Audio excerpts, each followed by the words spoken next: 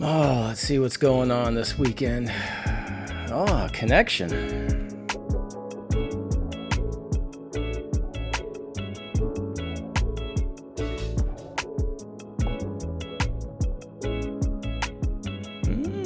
Looking pretty good.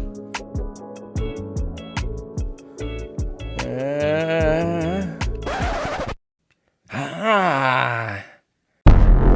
Oh.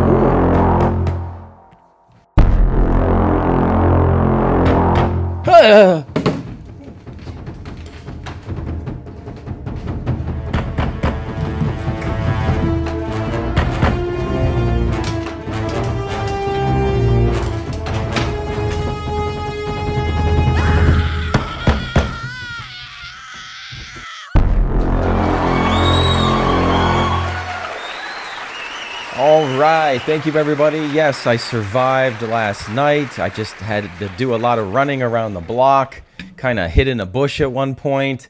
Anyway, it's all good. It's all good, I think. I got some new locks on my door, so we should be okay. Anyway, today's the day to consume the next Disney product. Angry McBeal is here. I can't take credit for that. Shout out to Raycore8.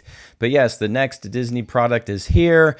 The good news is it's shorter than other Disney products. It's just a little over 30 minutes. That's good. The bad news is it's just meh. It's not that entertaining. It is not as entertaining as Obi-Wan Kenobi. All right, so episode 1 is called A Normal Amount of Rage. It should have been called Everything We Saw in the Trailer, because that's what's going on in this episode here. Tatiana Maslany starts off right in our face. She's Jennifer Walters. She's an attorney practicing her closing argument.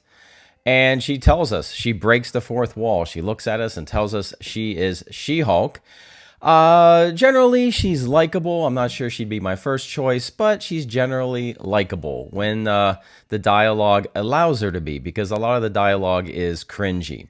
So then she tells us the story of how she became She-Hulk. We go back in time to where she's driving in a car with her cousin Bruce Banner, and down comes a Sicarian ship.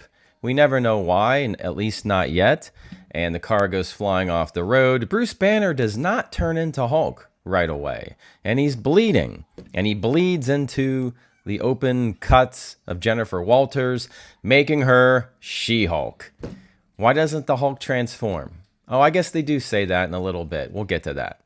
All right, so Jennifer Walters stumbles into a bar all confused, and I was thinking, maybe we'll get a good scene like one of the Terminator movies where he's in a bar, but no. We get actually like a pair of cringy scenes.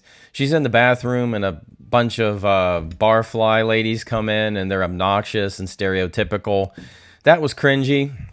And then Jennifer Walters steps out of the bar, and of course 3 dudes leaving the bar are going to be obnoxious and hit on her despite her rejecting their advances. Typical stuff. And she does rage out, but before she rages out, Hulk finds her, and we cut to the next scene. All right, I kind of like this next little scene. So Hulk takes She-Hulk to Mexico. He has like this hut on the beach, but underneath the hut is his lab that Tony Stark built. And we find out that Bruce had a device that keeps him from raging out into Hulk. And we also learned that through experiments, Bruce Banner was able to become Smart Hulk, which was sort of like a compromise between Bruce Banner and Raging Hulk. And we find out that Jen is permanently the Hulk and she can't be cured.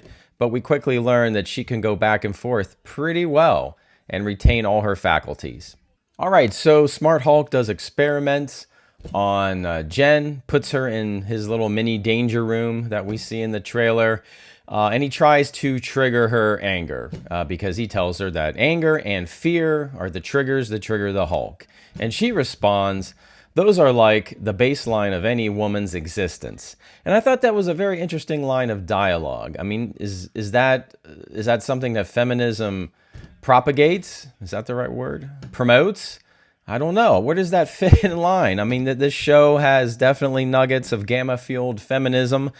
I can definitely feel Hulk smashing the patriarchy throughout the next episodes. I know that's all coming, but I thought that was interesting. Let me know in the comments. I mean, Everybody has fear and anger, and we all try to control that in our different ways, right? I don't know. Strange comment.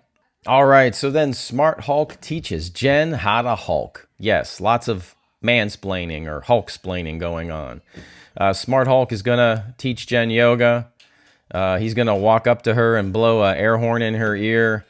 They're going to throw rocks. They're going to jump around, and they're going to burp. That's the training. Yes, just good Mr. Miyagi style training. At this point, I was noticing the effect shots. Some of the visual effects on She-Hulk look not so good. Some I thought looked very good, particularly when they were outside and there was a lot of sunlight on her face. I was like, wow, that looks really good. So the shots were inconsistent. Did they use different effects houses? Because it looks very inconsistent. Or did they just throw all the visual effects money onto normal Hulk because he's a guy and Disney is sexist? All right, so Jen wants to leave the island and go back to her lawyering, and Smart Hulk says, you're not ready, you can't control your anger. And Jen says, I can control my anger infinitely better than you can, Bruce.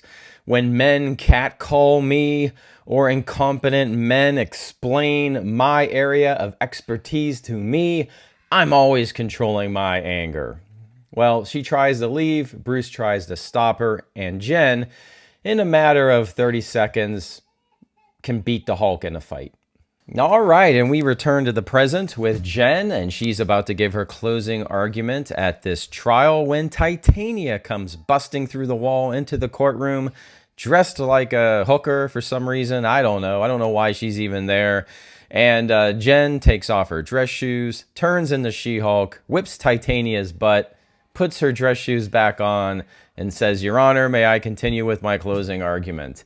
That is episode 1 of She-Hulk. There is a post-credits scene where we discuss the virginity of Captain America.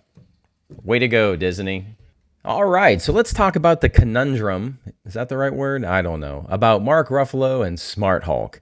Part of me is sick of Smart Hulk.